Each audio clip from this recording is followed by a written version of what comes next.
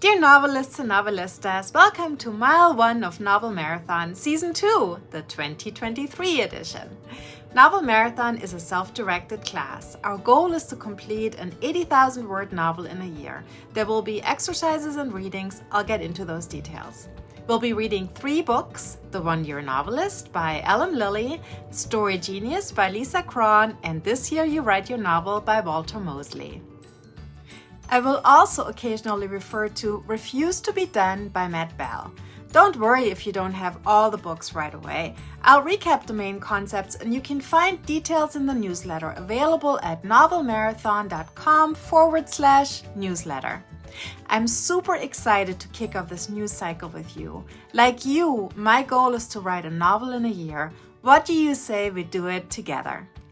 So, without further ado, here are the readings and assignments to work on for the next 2 weeks.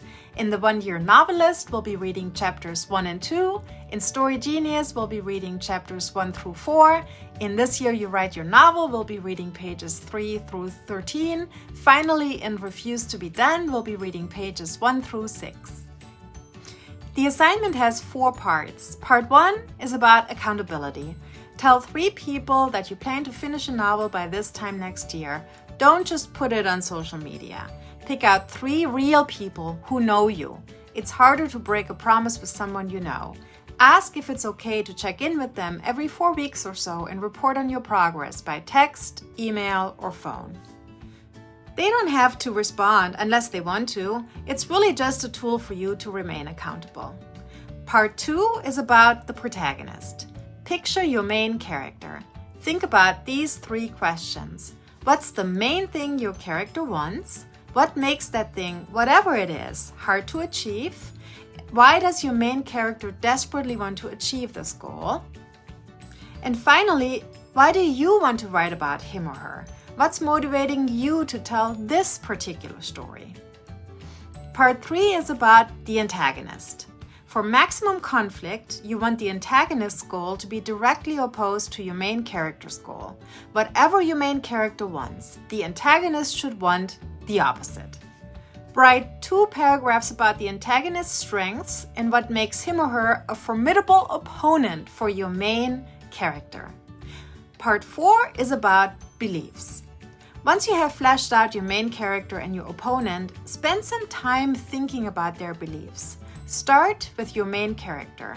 Brainstorm 3 overarching beliefs your main character has. Does she believe that people are generally good or bad? Is your main character someone who thinks that he can really only count on himself when he has his back to the wall? Does she think rich people are evil or poor people just need to pull themselves up by their bootstraps? What does your main character hold to be true about the world? Once you've brainstormed beliefs for your main character, do the same for your opponent. What are your opponent's core beliefs? Here's a little more context which might help you. Let's start with the part of the assignment that's about your protagonist, namely the question, who's your main character, what do they want, why do they want it? Admittedly, that's 3 questions instead of 1. There are many ways to start a book. Picking the main character is just one way. Who's your protagonist? It can be a version of yourself or someone who is 180-degree different from you. It doesn't matter as long as you understand what it is that they're after. What are their deepest desires? What do they want more than anything? They want love is not specific enough of an answer. It has to be more concrete. Do they want to be the greatest soccer player who ever lived? Find a woman or man of their dreams? Uncover a conspiracy? Start a family? Become rich? Survive another day? Hone in on what motivates your main character. This is how Lisa Cron explains it in Story Genius. Quote, "This is why all stories are, by definition, character-driven and why the main character must come first. It doesn't matter what genre you're writing in, literary, historical, or speculative fiction, potboiler, or somewhere in between. The protagonist is the wellspring from which the plot will eventually flow. So, before you can begin to figure out what the story is, let alone the plot, it stands to reason at first you really need to know who your protagonist is." End quote.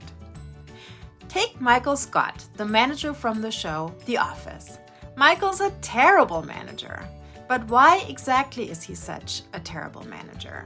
Because he has a deep-seated need to be liked. And his need to be liked makes it impossible for him to make hard decisions, which is one of the things a manager has to be able to do. Right there, you have conflict, which arises from these three simple questions. Who's your main character? What do they want? Why do they want it? Which brings us to the next question. The thing your protagonist wants, what makes it hard to achieve? If the thing your protagonist wants was easy to achieve, there would be no book.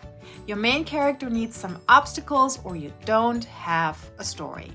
Michael Scott wants to be liked, but he's an incompetent manager, and most employees don't like a manager who is constantly screwing up, which doesn't prevent Michael from trying to be liked anyway.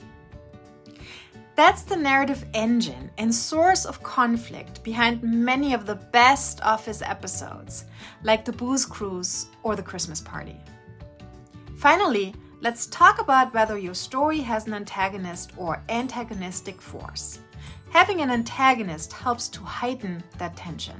Every Bond movie has a villain who makes 007's life as difficult as possible. If there's not an outright opponent, there may instead be an antagonistic force. Maybe the heroine of your book is deeply flawed with a dark secret, an unhealthy obsession, or a checkered past.